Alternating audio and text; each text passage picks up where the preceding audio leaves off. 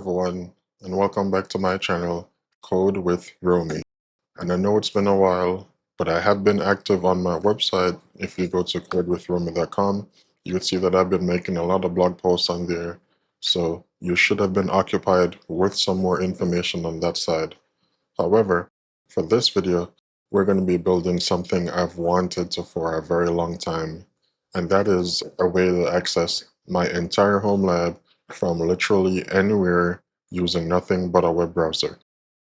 So think about how you access your server at this time. If you're like me, you probably have softwares like No Machine, or I use Screen5 for my Mac devices, and there are other RDP applications, and I also run it through Tailscale, which is a VPN. So if you're paying for some of these, like TeamViewer, I believe that's around $50 a month. That's roughly $600 a year. So let me show you Apache. My pronunciation might be off, but it's called Apache Guacamole. So you might be wondering, what exactly is Guacamole? Apache Guacamole is a clientless remote desktop gateway. You can see it here on the screen. So that word, clientless, is key. You don't need to install any software. It runs entirely in your web browser. At this time, I'm running mine from my Raspberry Pi, which is why I said about $5 a year, because that's how much power you probably consume to run your Raspberry Pi 5.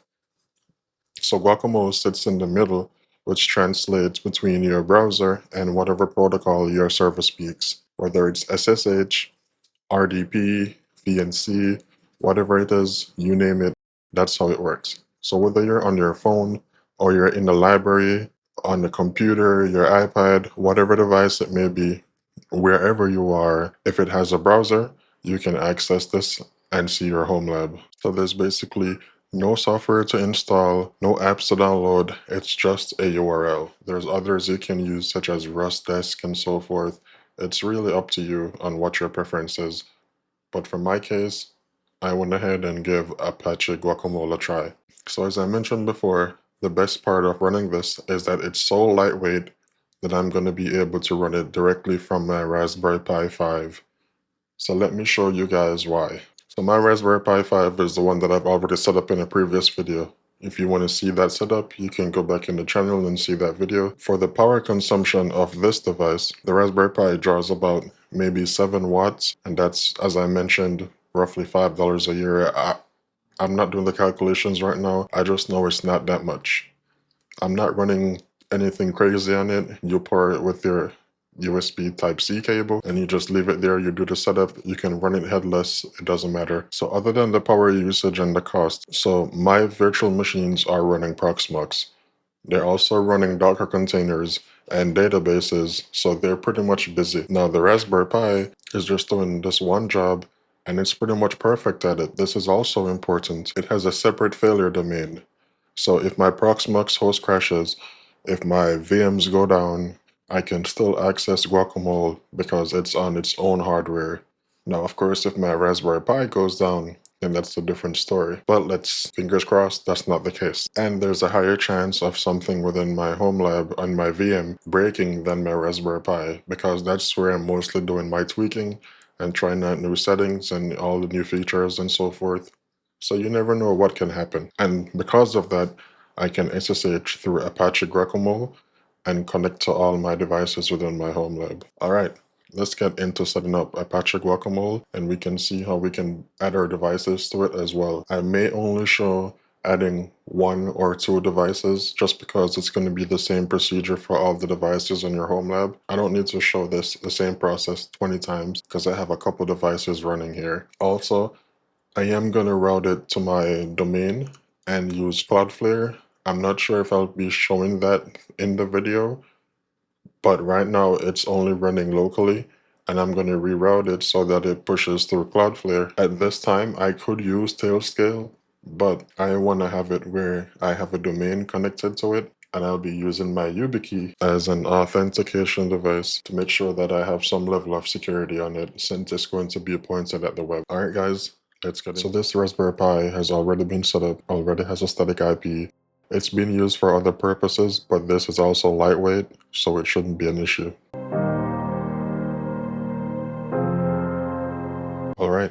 now that we're logged in, the first thing I always do is make sure that I check for a full system update. It's been a while since I've logged into this Raspberry Pi, so there may be some updates that are needed.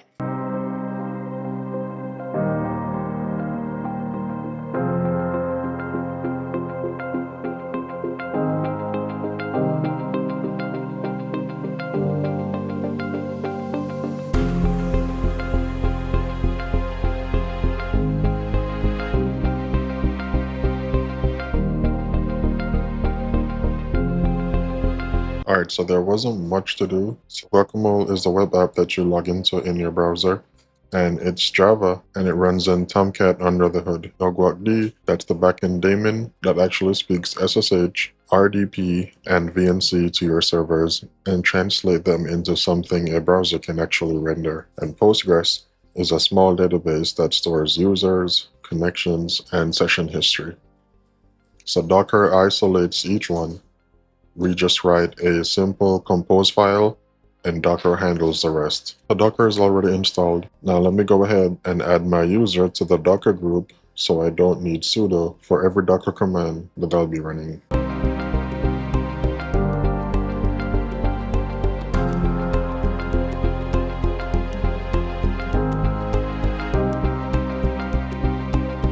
So group changes only kick in for new sessions.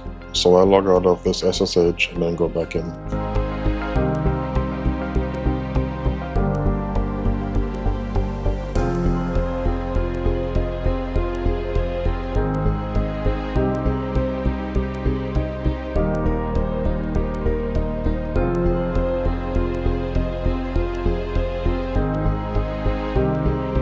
Okay, we're all set, all confirmed. So we're going to generate the database. So let me go ahead and make a directory for Guacamole itself.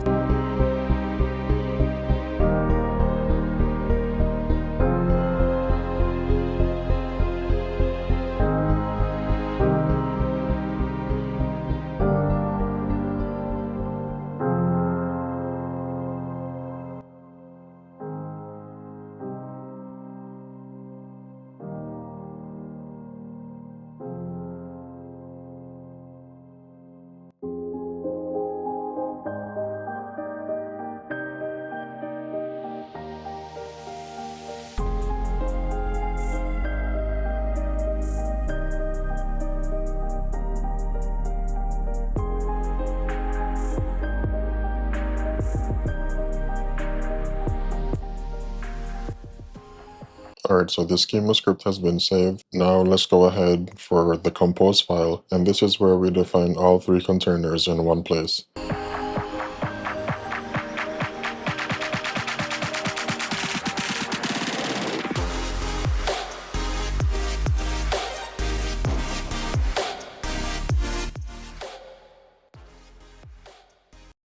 I'm pasting mine in. The full file is going to be on our website, codewithromy.com. You can go ahead and follow the instructions there step by step and copy all the commands yourself and make whatever changes you need. You don't have to type it. Let me walk you guys through it after I save here.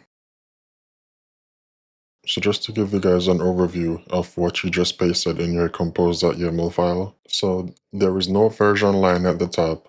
In the old version, which is 3.8, the spec is deprecated, and Compose v2 prints a warning if it sees it. The image tags pinned to 1.6.0. I'll start doing this on every tutorial.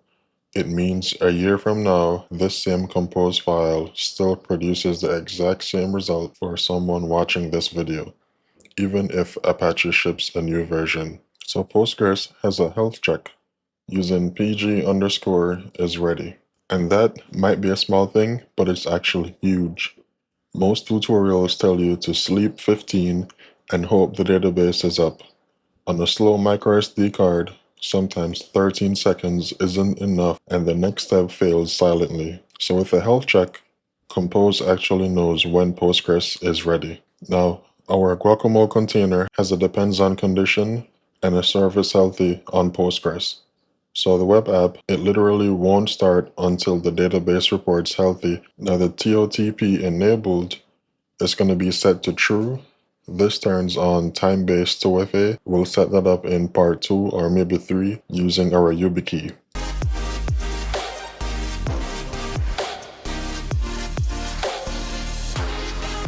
So now we're going to go ahead with the secret. The compose file reference is available, guac_db password. We're going to put that in a separate .env file, so it's not sitting in the compose file that we may end up committing to Git. So let's go ahead and make this password.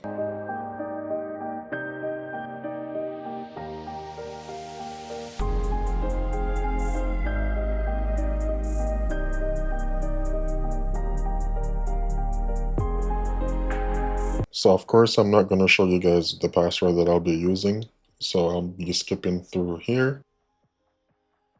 Alright, so my password has been made, and just a quick gotcha. Do not put the $sign in this password. So Docker Compose treats $sign as a variable reference. Let's go ahead and lock down the permissions, so only my user can read it now.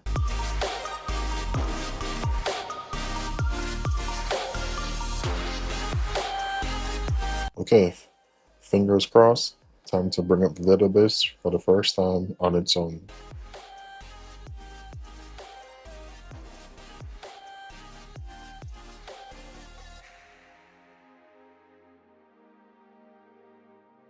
So in most cases, instead of waiting with sleep 15 in the config file, we ask Postgres directly when it's ready.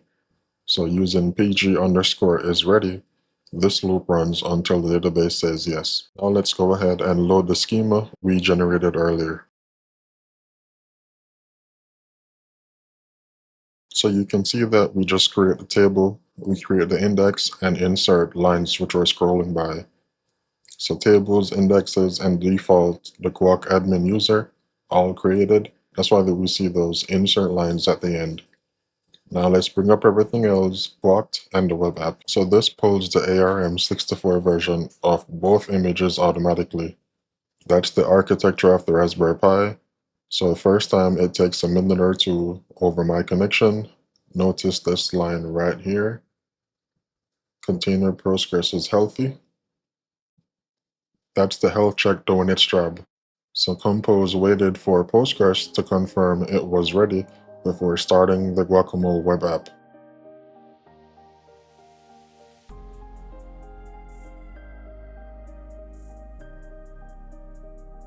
You can see that everything is up and running without any issues. Let's just go ahead and quickly view the logs.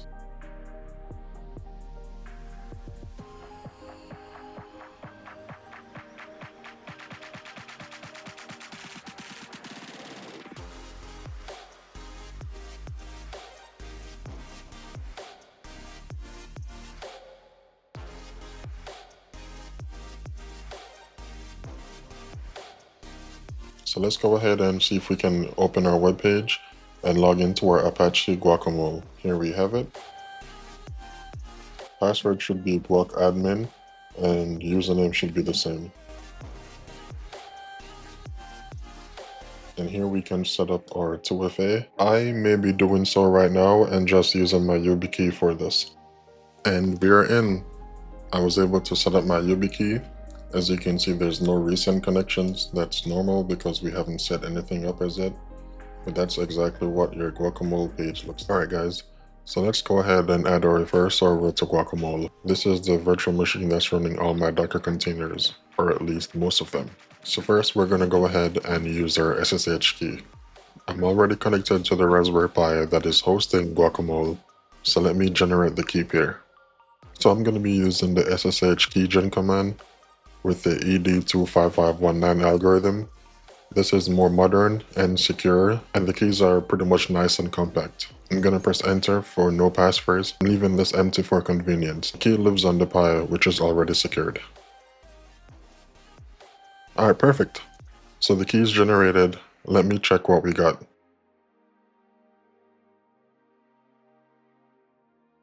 So you can see here that we have two files. Guacamole_key is the private key, which you can see here, and guacamole_key.pub is the public key. This is going to go on the server that we want to access. So let me view the public key first.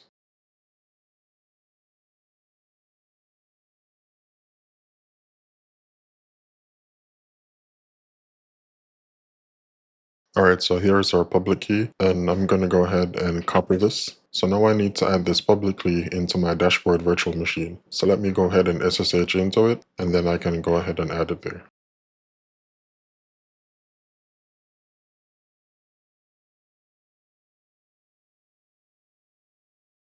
So now that we're connected, let me make sure that the SSH directory exists with the right permission.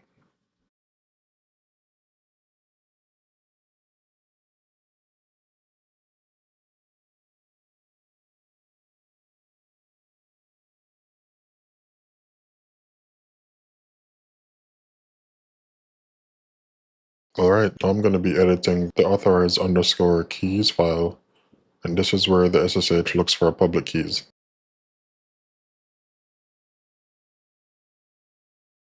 So I'm going to go ahead and paste that public key that we copied earlier. Alright, now that the file has been created and I added the public key, let's go ahead and set the right permissions to this file.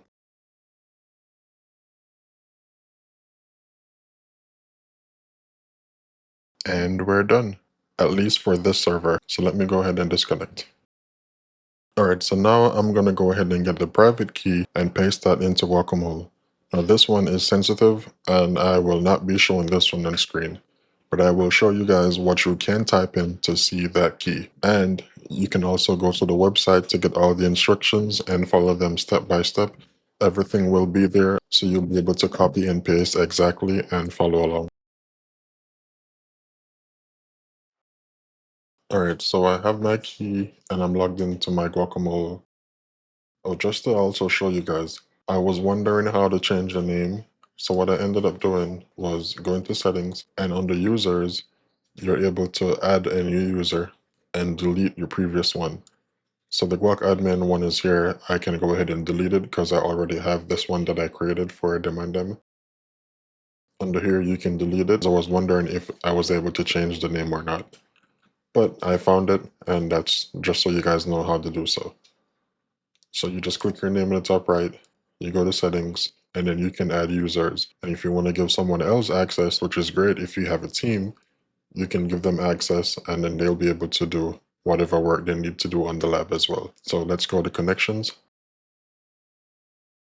And we're going to have a new connection.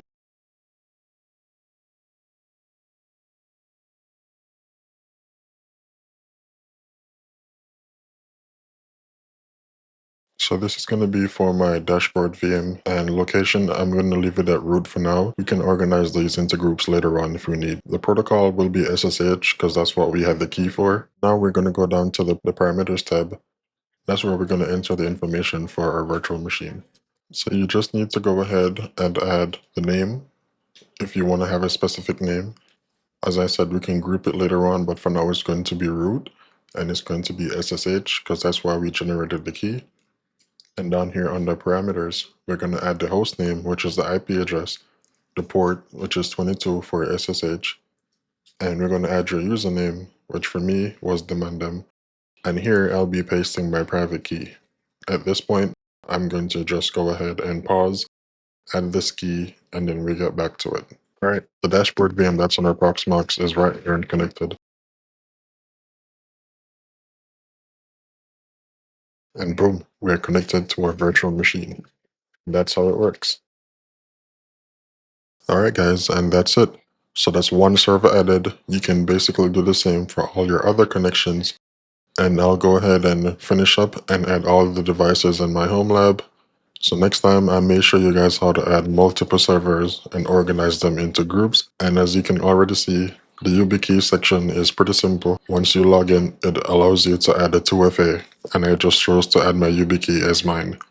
So if you're following along, all the commands are going to be in the description, or better yet, go ahead to our website, codewithromy.com, and you'll definitely see a blog post. Now, certain posts that are on the website are members only, so you'd have to be subscribed to the site and logged in so you can see certain posts.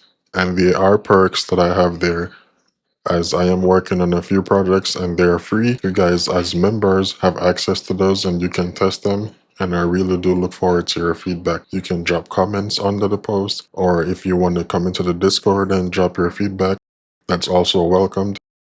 So I thank each and every one of you guys for taking the time to watch the videos and to interact with the channel. And I will see you guys in the next one. And I want you guys to look out for what we have upcoming in the next few videos.